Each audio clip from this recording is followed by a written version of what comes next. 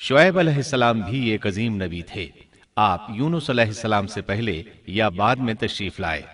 मुफस्सिरीन और मौरखीन के अक़वाल इस बारे में मुख्तलिफ हैं। आप अरबियुन नस्ल हैं और मदियन बिन मदियान बिन इब्राहीम अलैहिस्सलाम की तरफ मंसूब हैं। आप जिस शहर में मबूस हुए उसका नाम मदियन था, या फिर ये उस कबीले का नाम था जो उस बस्ती में आबाद था। मदियन का ये शहर मशहूर शहर माआन के करीब ही था। आजकल ये उर्दन में है। माआन कौम लूत के बुहैरा के करीब था। बुहैरा की हकीकत यह है कि जब अल्लाह ताला ने जिब्रील अलैहिस्सलाम को हुक्म दिया कि लूत अलैहिस्सलाम की कौम पर तबाही नाजिल करें, इस बस्ती को ऊपर उठाकर औंधा गिरा दें, उन्होंने इस बस्ती को तहोबाला कर दिया, तहस नहस कर दिया, तो इस बस्ती को बुहैरा कहा जाने लगा, यानी लूत अलैहिस्सलाम की बस्ती के खंडरात। ये बुहैरा बाहर मुर्दार के करीब ही वाक़े है। सैयदना शुएब अलैहिस्सलाम की कौम एक काफिर और ताजिर कौम थी। बुतों की पूजा करती थी और डाके डालती थी। ये लोग तिजारती रास्तों पर खड़े हो जाते, तिजारती काफिलों को इस तरह लूटते थे कि हर काफिले से जबरन 10वां हिस्सा वसूल कर लेते थे। खुद भी मिलावट, हेरा फेरी और धोखाबाजी के माहिर थे। मिलावट तो गोया उनकी घुट्टी में पड़ी थी। तमाम अंबियाए किराम अलैहिमुस्सलाम की जिम्मेदारी होती है कि लोगों को खालिस अल्लाह की इबादत की तरफ बुलाएं, दुरुस्त आमाल और सही अकायद की तरफ उनकी रहनुमाई करें। इसके साथ ये भी उनकी जिम्मेदारी होती है कि अहम मुआशरती, इक्तिसादी और सियासी उमूर की भी रहनुमाई करें। हकीकत यह है कि तमाम अंबियाए किराम का तरीका यही था कि जहां कहीं कौम में कोई टेढ़ापन देखते उसकी इस्लाह फरमाने की कोशिश करते। इबादत और अकीदे की इस्लाह करने के साथ साथ दूसरी खराबियों का भी सामना करते जो उस कौम में पाई जाती थी। आहले मदियन में मिलावट का रुझान सबसे बढ़कर था। माप तोल में कमी करते थे। इसके साथ इस कौम में दरख्तों की इबादत करने का रुझान भी पाया जाता था। वो दरख्तों के पुजारी थे। इसीलिए अल्लाह ताला ने सूरतुल हिज्र आयत 78 में फरमाया है, وَإِن كَانَ أَصْحَابُ الْأَيْكَةِ لَظَالِمِينَ، और बेशक ऐका वाले भी बड़े जालिम थे। इसी तरह सूरत शुआरा आयत 176 में बारी ताला फरमाते हैं, كَذَّبَ أَصْحَابُ الْأَيْكَةِ الْمُرْسَلِينَ، ऐका वालों ने भी रसूलों को झुटलाया। इस कौम ने तो सिर्फ शुएब अलैहिस्सलाम की तकजीब की थी, फिर अल्लाह ताला ने रसूलों की तकजीब क्यों फरमाया? इसका जवाब यह है कि एक रसूल और नबी की तकजीब तमाम अंबियाए किराम की तकजीब है, क्योंकि सब अंबियाए किराम की दावत एक है। सब के सब एक ही दावत देते रहे हैं, सबका एक ही ऐलान था, أَنِ اعْبُدُوا اللَّهَ وَاتَّقُوهُ وَأَطِيعُونِ، तुम अल्लाह की इबादत करो और उसी से डरो और मेरा कहना मानो। ये थी तमाम अंबियाए किराम की दावत। अल्लाह सूरतुल आराफ आयत 59 में फरमाते हैं, اعْبُدُوا اللَّهَ مَا لَكُم مِّنْ إِلَٰهٍ غَيْرُهُ، तुम अल्लाह की इबादत करो, उसके सिवा तुम्हारा कोई माबूद नहीं। मतलब ये कि तमाम अंबिया की दावत एक ही थी। अब जो आदमी सिर्फ एक नबी को झुटलाता है, उसकी तालीमात से कुफ्र करता है, तो गोया वो सबको झुटलाता है, सभी की तालीमात से इनकार करता है। यही वजह है कि अल्लाह ताला ने फरमाया, ऐका वालों ने रसूलों को झुटलाया, बावजूद इसके कि उन्होंने सिर्फ एक रसूल को झुटलाया था। शुएब अलैहिस्सलाम ने कौम को दावत देनी शुरू की। अल्लाह ताला सूरह आराफ आयत 85 में फरमाते हैं, وَإِلَى مَدْيَنَ أَخَاهُمْ شُعَيْبًا قَالَ يَا قَوْمِ اعْبُدُوا اللَّهَ مَا لَكُم مِّنْ إِلَٰهٍ غَيْرُهُ قَدْ جَاءَتْكُم بَيِّنَةٌ مِّن رَّبِّكُمْ، और हमने मदियन की तरफ उनके भाई शुएब को भेजा। उन्होंने फरमाया, ऐ मेरी कौम, तुम अल्लाह की इबादत करो, उसके सिवा तुम्हारा कोई माबूद नहीं। तुम्हारे पास तुम्हारे परवरदिगार की तरफ से वाज़ेह दलील आ चुकी है। सब के सब अंबियाए किराम मोजज़ात के साथ तशरीफ लाए हैं। अगर मोजज़ात न होते तो लोगों को कैसे पहचान होती कि वो हक पर हैं? معجزات نہ ہوتے تو ہم ایک سچے نبی اور نبوت کے جھوٹے مدعی کے درمیان فرق کیسے کر سکتے تھے؟ نبی برحق تو معجزات لے کر آتا ہے، دنیا میں کوئی نبی ایسا نہیں آیا جو معجزات لے کر نہ آیا ہو۔ معجزے کی تعریف میں علماء لکھتے ہیں، المعجزة أمر خارق للعادة شيء لا يستطيعه البشر وليس من صنع البشر۔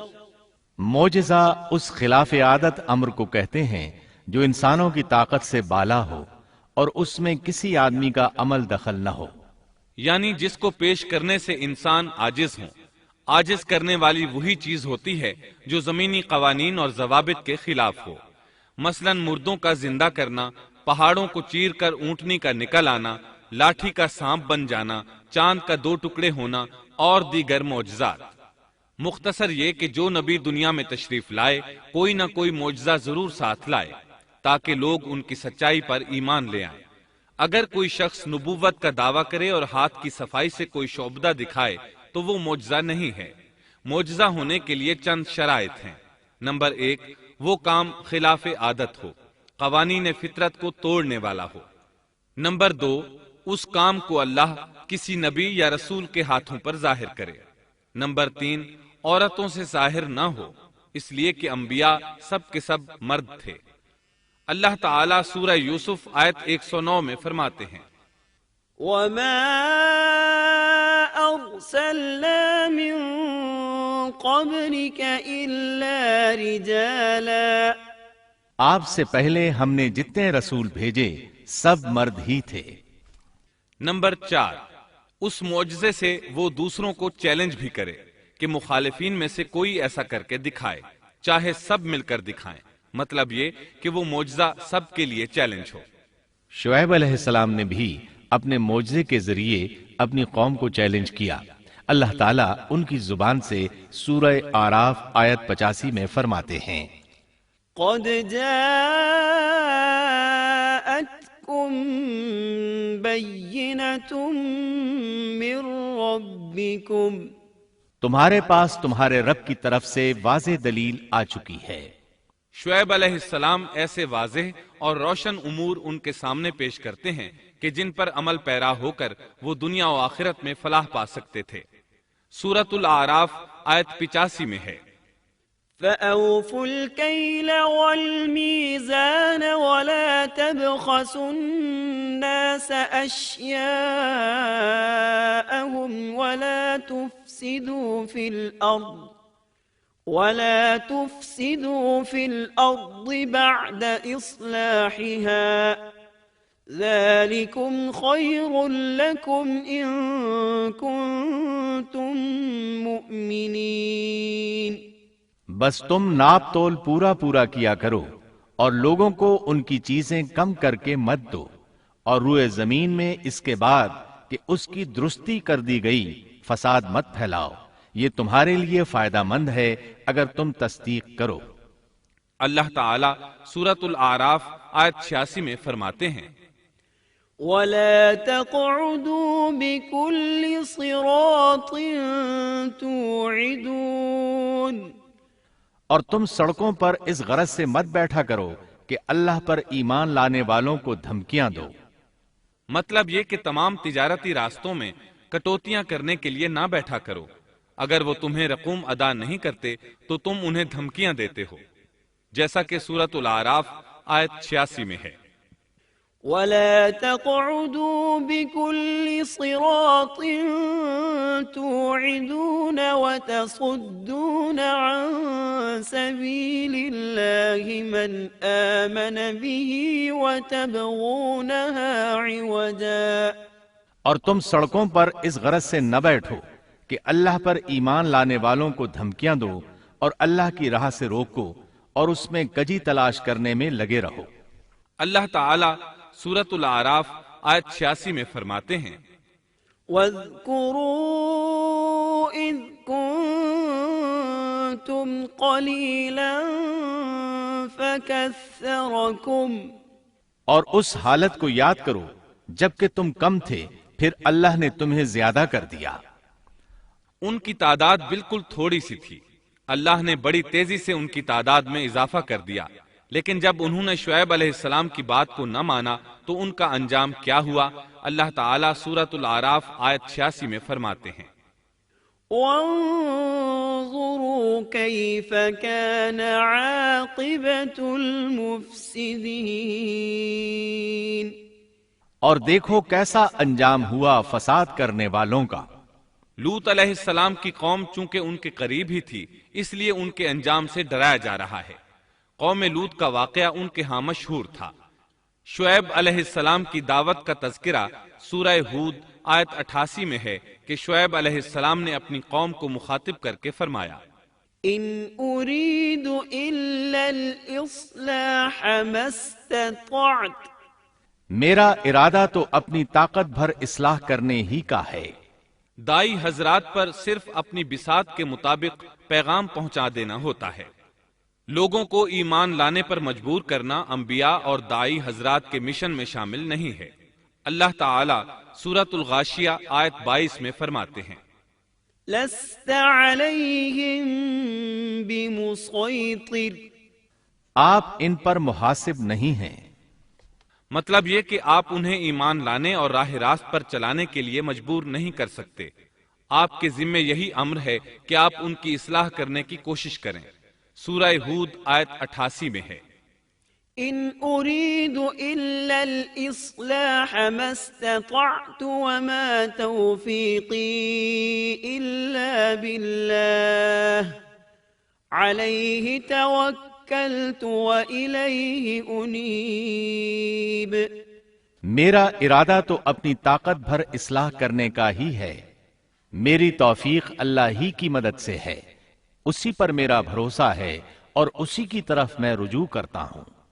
جب شعیب علیہ السلام نے انہیں ان باتوں کی طرف دعوت دی تو انہوں نے کفر کیا، آپ کو جھٹلایا، بلکہ یوں کہنے لگے، قالوا يا شعيب أصلاتك تأمرك أن نترك ما يعبد آباؤنا أو أن نفعل في أموالنا ما نشاء۔ انہوں نے جواب دیا کہ اے شعیب، کیا تیری نماز تجھے یہی حکم دیتی ہے کہ ہم اپنے باپ دادوں کے معبودوں کو چھوڑ دیں اور ہم اپنے مالوں میں جو کچھ چاہیں اس کا کرنا بھی چھوڑ دیں؟ آج بھی بعض لوگوں کا یہی حال ہے۔ وہ سمجھتے ہیں دین کا مطلب ہے مسجدوں کی حد تک عبادت کر لو، سیاسی اور معاشرتی زندگی میں دین کی کوئی ضرورت نہیں سمجھتے۔ ان معاملات کو دین سے الگ چیز تصور کرتے ہیں، کہتے ہیں بس جی یہ تو دنیا کے مشاغل ہیں۔ یہی حال تھا شعیب علیہ السلام کی قوم کا۔ سورہ ہود آیت 87 کے آخر میں ہے، إنك لأنت الحليم الرشيد، تو تو بڑا ہی باوقار اور نیک چلن آدمی ہے۔ مطلب یہ کہ انہوں نے مذاق کے انداز میں ان سے کہا، تو تو بڑا عقل مند ہے، کیوں ناراض ہوتا ہے؟ سیدنا ابن عباس رضی اللہ عنہما سے روایت ہے کہ وہ یہ بات ان سے مذاق کے انداز میں کہتے تھے، ان کی تعریف نہیں کرتے تھے۔ پھر شعیب علیہ السلام نے ان الفاظ میں سمجھایا، وَيَا قَوْمِ لَا يَجْرِمَنَّكُمْ شِقَاقِي أَن يُصِيبَكُم مِّثْلُ مَا أَصَابَ قَوْمَ نُوحٍ أَوْ قَوْمَ هُودٍ أَوْ قَوْمَ صَالِحٍ وَمَا قَوْمُ لُوطٍ مِّنكُم بِبَعِيدٍ۔ اور اے میری قوم، میرے خلاف ضد تمہارے لیے اس بات کا باعث نہ ہو جائے کہ تمہیں بھی ویسا ہی معاملہ پیش آ جائے جیسا قوم نوح یا قوم ہود یا قوم صالح کو پیش آ چکا ہے، اور قوم لوط تو تم سے کچھ دور نہیں۔ مطلب یہ تھا کہ قوم لوط تو تمہارے بالکل نزدیک تھی، ان پر آنے والے عذاب سے تو تم خود اچھی طرح خبردار ہو، جانتے ہو ان کے ساتھ کیا سلوک ہو چکا ہے۔ پھر آپ نے فرمایا، وَاسْتَغْفِرُوا رَبَّكُمْ ثُمَّ تُوبُوا إِلَيْهِ ان ربی رحیم ودود۔ تم اپنے رب سے استغفار کرو اور اس کی طرف توجہ کرو، یقین مانو کہ میرا رب بڑی مہربانی والا اور بہت محبت کرنے والا ہے۔ جب وہ اپنی ضد پر اڑے رہے تو شعیب علیہ السلام نے یوں فرمایا، تو ذرا ٹھہر جاؤ یہاں تک کہ ہمارے درمیان اللہ فیصلہ کیے دیتا ہے، اور وہ سب فیصلہ کرنے والوں سے بہتر ہے۔ پہلے تو عام وعظ و نصیحت فرمائی، جب قوم نہ سمجھی تو انہیں سابقہ ہلاک شدہ قوموں کی مثالیں دی، ڈرایا کہ کہیں تمہیں بھی ایسے ہی عذابوں سے دوچار نہ ہونا پڑے، لیکن انہوں نے کسی بات کا اثر نہ لیا، الٹا یوں کہنے لگے، انما انت من المسحرین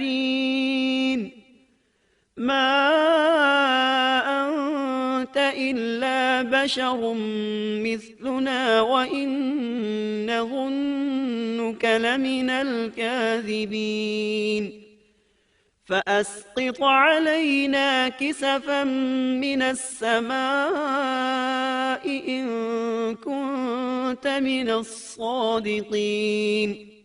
تو ان میں سے ہے جن پر جادو کر دیا جاتا ہے، اور تو ہم ہی جیسا ایک انسان ہے، اور ہم تو تجھے جھوٹ بولنے والوں میں سے ہی خیال کرتے ہیں۔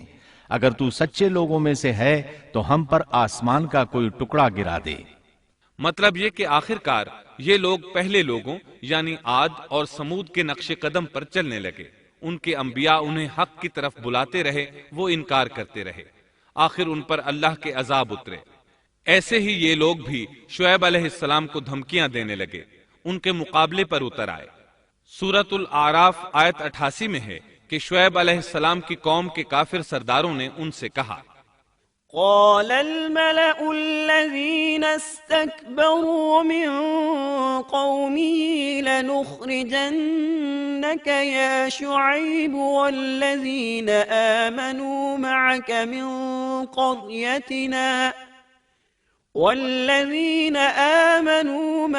من قريتنا أو لتعودن في ملتنا قال اولو كنا كارهين۔ ان کی قوم کے متکبر سرداروں نے کہا، اے شعیب، ہم آپ کو اور جو آپ کے ہمراہ ایمان والے ہیں انہیں اپنی بستی سے نکال دیں گے، یا یہ کہ تم ہمارے مذہب میں پھر آ جاؤ۔ شعیب نے جواب دیا، کیا ہم تمہارے مذہب میں آ جائیں؟ گو ہم اس کو مکروہ ہی سمجھتے ہوں۔ قوم کے سردار تکبر کرتے ہوئے مزید کہنے لگے کہ اگر تو اپنی دعوت پر اڑا رہا تو ہم تجھے مدین سے نکال دیں گے۔ جواب میں شعیب علیہ السلام نے کہا، اگر عذاب سے بچنا ہے تو میری بات مان لو۔ انہوں نے نہ صرف آپ کی بات ماننے سے انکار کر دیا بلکہ ان کا مذاق بھی اڑانے لگے۔ اس کا ذکر سورہ ہود آیت 91 میں آیا ہے۔ قالوا يا شعيب ما نفقه كثيرا مما تقول۔ انہوں نے کہا، اے شعیب، تیری اکثر باتیں تو ہماری سمجھ ہی میں نہیں آتی۔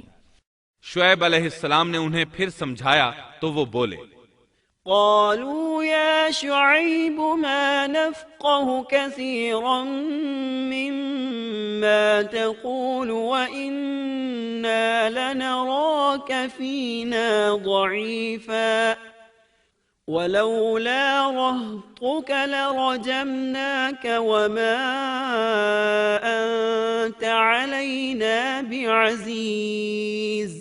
اے شعیب، تیری اکثر باتیں تو ہماری سمجھ ہی میں نہیں آتی، اور ہم تو تجھے اپنے اندر بہت کمزور پاتے ہیں۔ اگر تیرے قبیلے کا خیال نہ ہوتا تو ہم تجھے سنسار کر دیتے، اور ہم پر تمہارا دباؤ تو ہے ہی نہیں۔ اس پر آپ نے فرمایا، یا قوم ارہطی اعز علیکم من اللہ۔ اے میری قوم کے لوگو، کیا تمہارے نزدیک میرے قبیلے کے لوگ اللہ سے بھی زیادہ عزت والے ہیں؟ مطلب یہ کہ تم میری قوم قبیلے سے تو ڈرتے ہو لیکن اللہ تعالیٰ کا تمہیں کچھ بھی ڈر نہیں۔ اس موقع پر انہوں نے اپنی قوم کو یوں خبردار کیا، وَيَا قَوْمِ اعْمَلُوا عَلَى مَكَانَتِكُمْ إِنِّي عَامِلٌ سَوْفَ تَعْلَمُونَ مَنْ يَأْتِيهِ عَذَابٌ يُخْزِيهِ وَمَنْ هُوَ كَاذِبٌ وَارْتَقِبُوا إِنِّي مَعَكُمْ رَقِيبٌ۔ اے میری قوم، اب تم اپنی جگہ عمل کیے جاؤ، میں بھی عمل کر رہا ہوں۔ بہت جلد تمہیں معلوم ہو جائے گا کہ کس کے پاس وہ عذاب آتا ہے جو اسے رسوا کر دے اور کون ہے جو جھوٹا ہے۔ تم بھی انتظار کرو، میں بھی تمہارے ساتھ انتظار کرتا ہوں۔ پھر آپ نے دعا فرمائی، اے اللہ میرے اور میری قوم کے درمیان فیصلہ کر دے۔ ادھر قوم کے لوگ انہیں بستی سے نکالنے اور سنسار کرنے کی دھمکیاں دینے لگے۔ آپ کی دعا کے الفاظ سورہ اعراف آیت 99 میں آئے ہیں۔ ربنا افتح بیننا وبین قومنا بالحق وانت خیر الفاتحین۔ اے ہمارے پروردگار، ہمارے اور ہماری قوم کے درمیان حق کے موافق فیصلہ کر دے، اور تو سب سے اچھا فیصلہ کرنے والا ہے۔ آخرکار فیصلے کی گھڑی آ پہنچی۔ اللہ تعالیٰ نے سیدنا شعیب علیہ السلام اور ان پر ایمان لانے والوں کو نجات عطا فرمائی، اور ان کی قوم پر عجیب و غریب عذاب نازل ہونا شروع ہوا، اور عذاب صرف ایک ہی قسم کا نہیں تھا، کئی نوعیتوں اور شکلوں میں آیا۔ اللہ سبحانہ و تعالی ہمیں اپنی قدرت کی نشانیاں دکھاتے ہیں کہ قوم عاد کس طرح تند و تیز ہواؤں سے تباہ کی گئی، جبکہ شعیب علیہ السلام کی قوم کو اس کے بالکل برعکس عذاب دیا گیا۔ اللہ تعالیٰ نے ہوا کو روک لیا، حالت ایسی ہو گئی کہ ہوا بالکل نہ چلی، گرمی اور حرارت تیز ہو گئی۔ پھر اللہ تعالیٰ نے بستی سے باہر ایک بادل بھیجا، اس کے نیچے سایہ تھا، بچے، بوڑھے، جوان اور عورتیں سبھی اس سائے میں جگہ پانے کے لیے بھاگے تاکہ گرمی سے بچ سکیں۔ آخر بادل کے نیچے پہنچ کر بیٹھ گئے۔ جو ہی سب وہاں پہنچ کر بیٹھے، ان کے نیچے کی زمین ہلنے لگی، ہچکولے کھانے لگی، یہاں تک کہ زلزلہ شروع ہو گیا، سب گھٹنوں کے بل گرتے چلے گئے۔ اسی وقت جبریل علیہ السلام تشریف لائے اور ایسی زوردار چیخ ماری کہ اس چیخ کی شدت کی تاب نہ لاتے ہوئے سب کے سب وہیں ڈھیر ہو گئے۔ اللہ تعالیٰ سورۃ الشعراء آیت 189 میں فرماتے ہیں، فَأَخَذَهُمْ عَذَابُ يَوْمِ الظُّلَّةِ، پس انہیں سائبان والے دن کے عذاب نے پکڑ لیا۔ جب انہوں نے سائے اور ہوا کو گم پایا تو بادل کو دیکھتے ہی اس کے سائے کی طرف لپکے، لیکن اس میں تو عذاب تھا، اور انہوں نے یہی تو کہا تھا، فَأَسْقِطْ عَلَيْنَا كِسَفًا مِّنَ السَّمَاءِ إِن كُنتَ مِنَ الصَّادِقِينَ۔ اگر تم سچے لوگوں میں سے ہو تو ہم پر آسمان کا کوئی ٹکڑا گرا دو۔ بس اللہ تعالیٰ نے آسمان سے ایسا ہی عذاب بھیج دیا۔ اللہ سورہ اعراف آیت 91 میں فرماتے ہیں، فَأَخَذَتْهُمُ الرَّجْفَةُ فَأَصْبَحُوا فِي دَارِهِمْ جَاثِمِينَ۔ پس انہیں زلزلے نے آ پکڑا، سو وہ اوندھے کے اوندھے پڑے رہ گئے۔ اللہ تعالیٰ مزید فرماتے ہیں، سورہ ہود آیت 94 تا 95 میں ہے، وَلَمَّا جَاءَ أَمْرُنَا نَجَّيْنَا شُعَيْبًا وَالَّذِينَ آمَنُوا مَعَهُ بِرَحْمَةٍ مِّنَّا وَأَخَذَتِ الَّذِينَ ظَلَمُوا الصَّيْحَةُ فَأَصْبَحُوا فِي دِيَارِهِمْ جَاثِمِينَ كَأَن لَّمْ يَغْنَوْا فِيهَا أَلَا بُعْدًا لِّمَدْيَنَ كَمَا بَعِدَتْ ثَمُودُ۔ جب ہمارا عذاب آ پہنچا، ہم نے شعیب کو اور ان کے ساتھ تمام مسلمانوں کو اپنی خاص رحمت سے نجات بخشی، اور ظالموں کو سخت چنگھاڑ نے آ پکڑا جس سے وہ اپنے گھروں میں اوندھے پڑے رہ گئے، گویا کہ وہ ان گھروں میں کبھی بسے ہی نہ تھے۔ آگاہ رہو، مدین والوں کے لیے بھی ویسی ہی پھٹکار ہے جیسی پھٹکار سمود پر پڑی۔ شعیب علیہ السلام اور ان پر ایمان لانے والے ان لوگوں سے دور کھڑے تھے، وہ ان کی طرف حسرت بھری نگاہوں سے دیکھ رہے تھے۔ سورہ آراف آیت 93 میں ارشاد ربانی ہے، فتولى عنهم وقال يا قوم لقد أبلغتكم رسالات ربي ونصحت لكم فكيف آسى على قوم كافرين۔ اس وقت شعیب ان سے منہ موڑ کر چلے اور فرمانے لگے، اے میری قوم، میں نے تمہیں اپنے پروردگار کے احکام پہنچا دیے اور میں نے تمہاری خیرخواہی کی، پھر میں ان کافر لوگوں پر کیوں رنج کروں؟ اس کے بعد وہ دوبارہ مدین کی طرف لوٹ آئے، کیونکہ مدین شہر تو باقی رہ گیا تھا، صرف اہل مدین ہی تباہ ہوئے تھے۔ بعد میں لوگ آہستہ آہستہ مدین میں آ کر آباد ہونے لگے۔ مدین شہر پھر سے آباد ہو گیا، اس کی رونقیں لوٹ آئیں۔ اب مدین کے اکثر باشندے مسلمان تھے، وہ مسلمان جو شعیب علیہ السلام کے ساتھ تھے۔ وہ اور دوسرے علاقوں سے آنے والے کفار اب اس شہر کے باشندے تھے، اور یہی وہ مدین شہر تھا جس میں سیدنا موسیٰ علیہ السلام تشریف لائے تھے۔ شعیب علیہ السلام کا قصہ اپنے اختتام کو پہنچا۔ اب ہم آپ کو اصحاب القریہ کا قصہ سنائیں گے۔ اصحاب القریہ کا قصہ اللہ تعالیٰ نے سورہ یاسین میں بیان فرمایا ہے۔ اللہ تعالیٰ اس سورہ کی آیت 13 میں فرماتے ہیں، واضرب لهم مثلا أصحاب القرية إذ جاءها المرسلون۔ اور آپ ان کے سامنے ایک مثال یعنی ایک بستی والوں کا قصہ بیان کیجئے جبکہ اس بستی میں کئی رسول آئے۔ اکثر مفسرین کے قول کے مطابق یہ بستی انطاکیہ ہے۔ یہ ملک شام کے شمال میں ترکی کے قریب واقع ہے۔ اس بستی میں اللہ تعالیٰ کے رسول تشریف لائے، جیسا کہ سورہ یاسین آیت 14 میں ہے، اذ ارسلنا الیہم اثنین، جب ہم نے ان کے پاس 2 رسولوں کو بھیجا۔ ایک ہی وقت میں 2 نبی دونوں دعوت پیش کرتے ہیں، لیکن ہوا کیا؟ اللہ فرماتے ہیں، فَكَذَّبُوهُمَا فَعَزَّزْنَا بِثَالِثٍ فَقَالُوا إِنَّا إِلَيْكُمْ مُرْسَلُونَ۔ سو ان لوگوں نے اول دونوں کو جھٹلایا، پھر ہم نے تیسرے سے تائید کی، سو ان تینوں نے کہا کہ ہم تمہارے پاس بھیجے گئے ہیں۔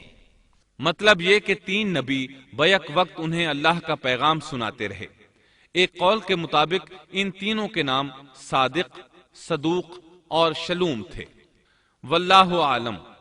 انہوں نے اپنی قوم کو توحید کی دعوت دینی شروع کی، انہیں ڈرانا شروع کیا اور یہ اعلان بھی کیا، وَمَا عَلَيْنَا إِلَّا الْبَلَاغُ الْمُبِينُ۔ ہمارے ذمے تو صرف واضح طور پر پہنچا دینا ہے۔ تمہیں ہدایت سے سرفراز کرنا ہماری ذمہ داری نہیں، ہدایت صرف اللہ تبارک و تعالی کے اختیار میں ہے۔ ان میں سے کچھ بدبخت لوگ سابقہ بدبخت قوموں کی طرح کہنے لگے، قالوا ما أنتم إلا بشر مثلنا وما أنزل الرحمن من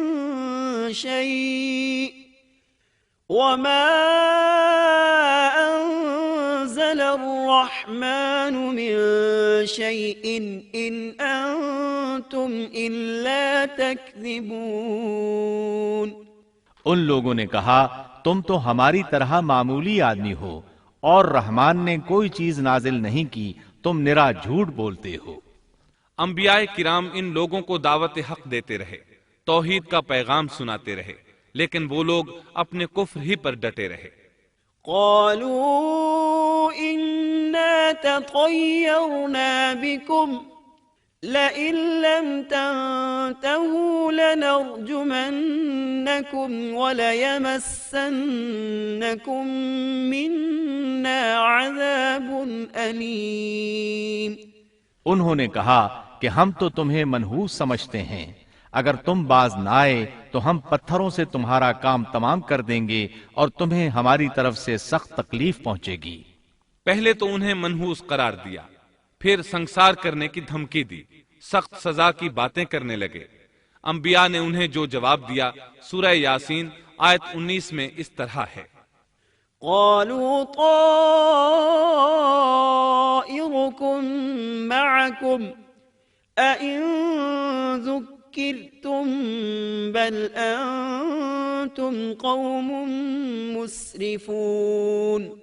ان رسولوں نے کہا کہ تمہاری نحوست تمہارے ساتھ ہی لگی ہوئی ہے، کیا اس کو نحوست سمجھتے ہو کہ تمہیں نصیحت کی جائے، بلکہ تم حد سے نکل جانے والے لوگ ہو۔ مطلب یہ تھا کہ تم سابقہ قوموں سے بھی آگے بڑھ چکے ہو، ان تمام حدوں کو پھلانگ چکے ہو جن کی وجہ سے سابقہ قومیں تباہ و برباد ہوئیں۔ اب تم نے اس آخری حد کو چھو لیا ہے جس پر عذاب آ جایا کرتا ہے۔ اب بھی وقت ہے، ہماری بات مان لو۔ یہ بحث ہو رہی تھی کہ ایک آدمی وہاں آ پہنچا۔ اس نے خطرہ محسوس کر لیا تھا، جان چکا تھا کہ یہ قوم بھی سابقہ قوموں کی طرح حدود کو پھلانگ چکی ہے۔ اسے عذاب آتا محسوس ہو رہا تھا۔ اکثر مورخین کا کہنا ہے کہ وہ شخص حبیب نجار تھا۔ سورہ یاسین آیت 20 میں ہے: وجاء من أقصى المدينة رجل يسعى۔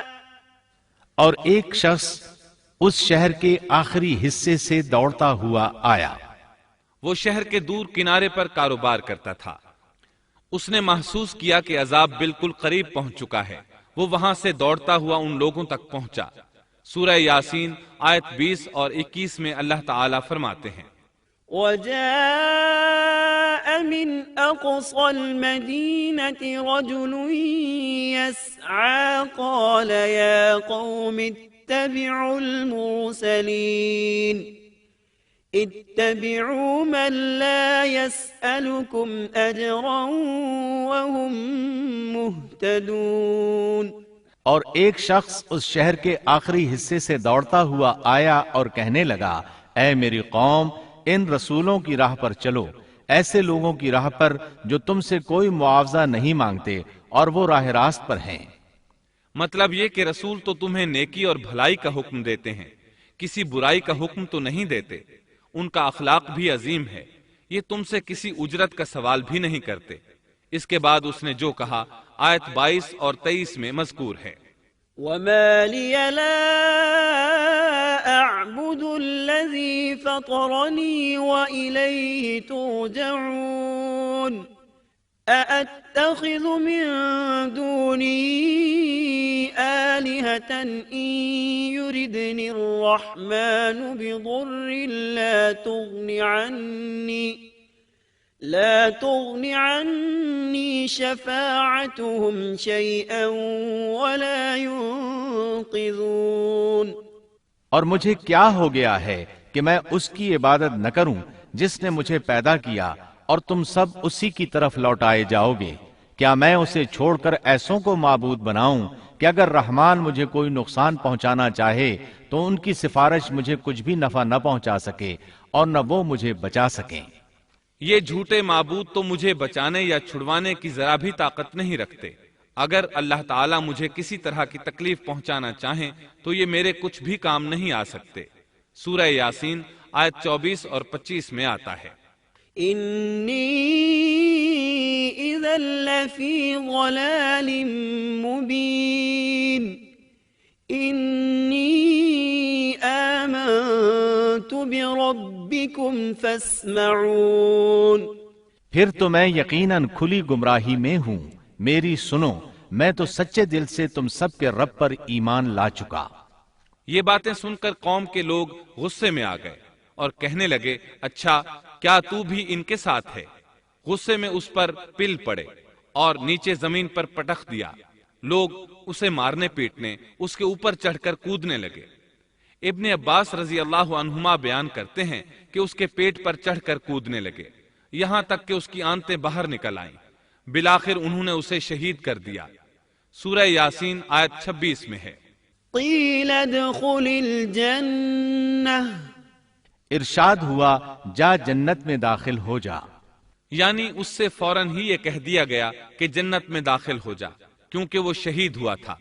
یہاں اللہ تعالیٰ نے بات کو بہت مختصر بیان کیا، پوری تفصیل بیان نہیں کی کہ انہوں نے اسے پکڑا، مارا، پھر شہید کیا، اور اس کے بعد اس کے لیے حکم ہوا کہ جنت میں داخل ہو جا، اور یہ بالکل واضح بات ہے۔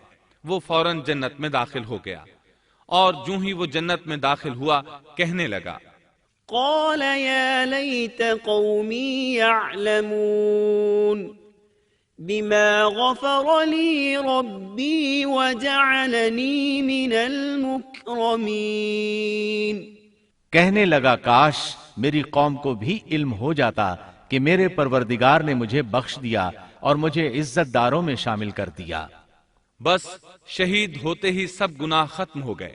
اللہ کے راستے میں شہادت سے بڑھ کر کوئی شہادت ہو بھی تو نہیں سکتی۔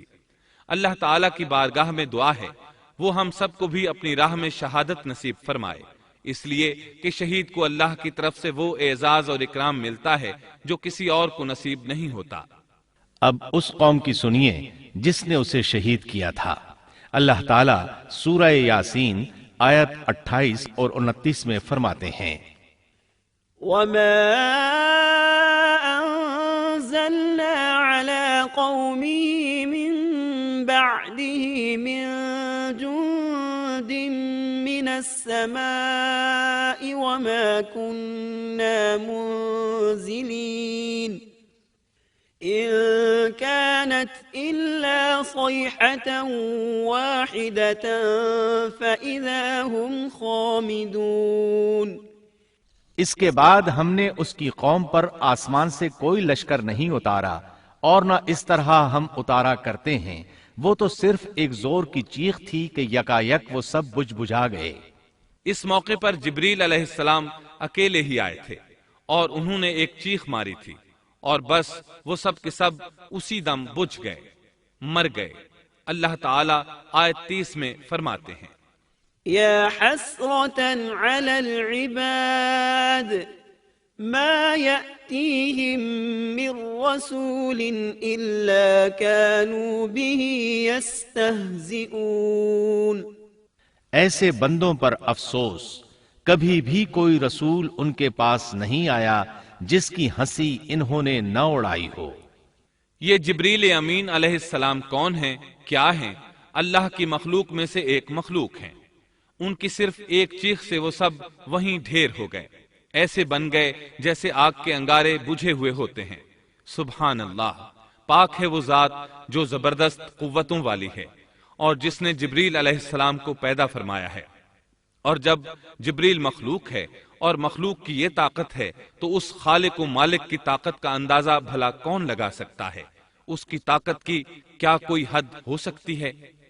یہ قصہ تھا اصحاب القریہ کا جنہوں نے پیغمبروں کو جھٹلایا، اور یہ تھے چند ایک واقعات ان نبیوں اور قوموں کے اور ان کی بستیوں کے جو سیدنا ابراہیم علیہ السلام اور سیدنا شعیب علیہ السلام کے درمیانی زمانے میں ہوئے، جن کے واقعات اللہ تعالیٰ نے ہمارے لیے قرآن کریم میں بیان فرمائے۔